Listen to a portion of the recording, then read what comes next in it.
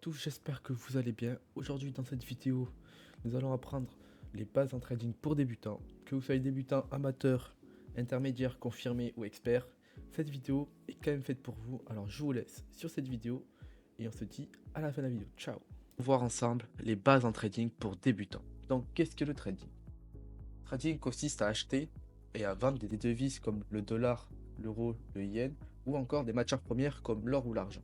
Ils sont des valeurs refuges pour l'économie d'un pays, dans l'espoir de réaliser un profit. Donc maintenant, nous allons voir la définition du trading.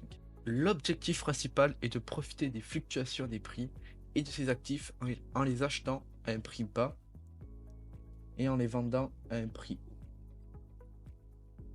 Ou l'inverse, les vendre à un prix haut et en les achetant à un prix bas. Maintenant, nous allons voir les bases du trading. Première étape, choisir une plateforme de trading. Les critères essentiels. Nous allons parler des fiabilités et des régulations. La première chose à vérifier, c'est que la plateforme soit régulée et reconnue par les autorités financières comme la CISEC, FCA ou SEC. Pourquoi? Ce sont des régulateurs qui jouent un rôle crucial dans la supervision et la régulation des marchés financiers, des entreprises de trading et des institutions financières. Par exemple, nous avons la CEC, qui veut dire Security and Exchange Commission. C'est l'une des régulations les plus respectées dans le monde, garantissant que les entreprises financières opèrent de manière légale et éthique. Après, nous allons parler des prix et spreads. Sur cette image-là, on peut voir le prix en direct qui est de 1.4079 et le prix avec le spread compris qui passe à 1.4080, soit un total de 2 pips pour ce broker. Les brokers n'ont pas toujours les mêmes spreads, donc il faut bien le choisir pour avoir un spread le moins élevé possible. Les actifs disponibles.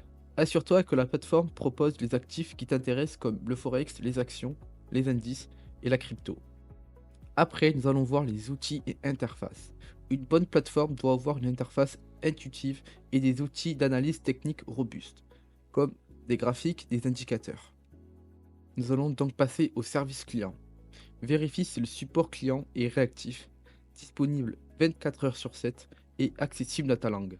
Donc après avoir vu tout ça, nous allons voir les plateformes populaires que je propose pour vous. Donc nous avons MetaTrader 5, parfait pour le Forex, et les CFD avec une grande communauté. Après nous avons TradingView, idéal pour les analyses graphiques et les social trading. Et pour finir, Binance, parfait pour les cryptos avec des frais compétitifs. La deuxième étape est de comprendre le marché en trading. C'est avant tout savoir analyser le comportement des acteurs du marché et les forces qui influencent les prix. Cela inclut l'analyse technique qui sert à étudier les graphiques et les indicateurs pour détecter les tendances, les niveaux clés comme support et résistance et anticiper les mouvements futurs. Après, nous avons l'analyse fondamentale, c'est comprendre l'impact des actualités économiques, des décisions des banques centrales et des événements mondiaux sur les actifs que tu trades.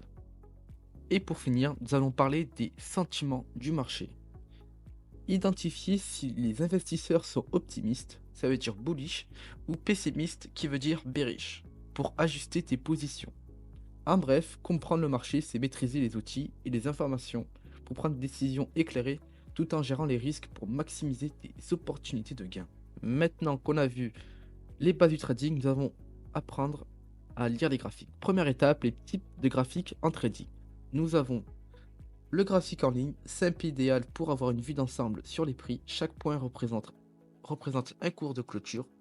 Le graphique en chandelier japonais, le plus utilisé en trading. Chaque chandelier donne des informations sur le prix d'ouverture, le prix de clôture, les plus hauts et les plus bas d'une période donnée. Après, nous avons les graphiques en barre, similaires au chandelier, mais un peu moins visuels. Chaque barre indique également l'ouverture, la clôture, les hauts et les bas. Donc pour la deuxième étape, nous allons décomposer un chandelier japonais. Un chandelier japonais, c'est quoi? On peut voir le corps du chandelier qui représente la différence entre l'ouverture et la clôture. Les mèches montrent les prix les plus hauts et les plus bas atteints pendant la période. Si tu veux une astuce gratuite, les longues mèches indiquent souvent une forte volatilité ou un rejet des prix à ces niveaux. Passons à la troisième étape. Identifier les tendances.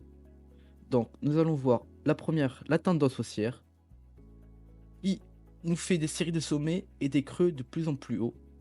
Après, nous avons la tendance baissière, une série de sommets et des creux de plus en plus bas. Et pour finir, la tendance latérale, ou appelée ainsi range, où les prix oscillent dans une plage définie sans direction claire. Passons à la quatrième étape. Nous allons parler des supports et résistances. Donc, nous allons voir en premier temps le support, qui lui a des niveaux où le prix a tendance à rebondir à la hausse, et la résistance, où le niveau du prix a tendance à se retourner à la baisse. Pour la cinquième étape, nous allons voir comment utiliser les indicateurs de base. Donc pour le premier, nous avons le RSI, identifie si le marché est en surachat ou en survente. Dès qu'il sort des moins 30, nous sommes en survente, et dès qu'il sort des 70, nous sommes en surachat. Pour le deuxième, nous avons la moyenne mobile qui aide à suivre la tendance. Comme on peut voir, la ligne violette, dès qu'elle fait un croisement avec la ligne bleue, nous sommes en tendance haussière. Et inversement, dès que la ligne violette passe en dessous de la ligne bleue, nous passons en tendance baissière. Nous allons voir la gestion du risque en trading. L'erreur que font 90% des traders. Ne risque jamais plus de 1 à 2% de ton capital sur une seule position. Exemple, si tu as 1000 euros, ne risque pas plus de 10 à 20 euros. Pourquoi? Parce que même si tu enchaînes des pertes, ton capital reste préservé pour continuer à trader. Deuxième, utilise toujours un stop loss. C'est ton filet de sécurité. Définis à l'avance le niveau de perte que tu es prêt à accepter. Un stop loss bien placé t'évite de voir une petite perte devenir catastrophique. Maintenant, calcule ton ratio risque-rendement. Avant d'entrer en position, vise un ratio d'au moins 1 pour 2. Exemple, si tu as 10 euros, assure-toi de pouvoir potentiellement gagner au moins 20 euros. Parce qu'une bonne gestion des ratios peut te rendre rentable même si tu gagnes moins de 50% de tes trades. La gestion du risque, c'est la base pour durer dans le trading. Alors fixe toujours un stop loss, respecte ton capital et vise un bon ratio risque-rendement. Nous allons parler des différents types de trading. En premier, nous retrouvons le scalping. C'est du trading ultra court terme. Tu ouvres et fermes tes positions en quelques secondes ou minutes. Les avantages, c'est beaucoup d'opportunités chaque jour. Et les inconvénients, c'est stress élevé et nécessite de la concentration. En deuxième, nous retrouvons le day trading.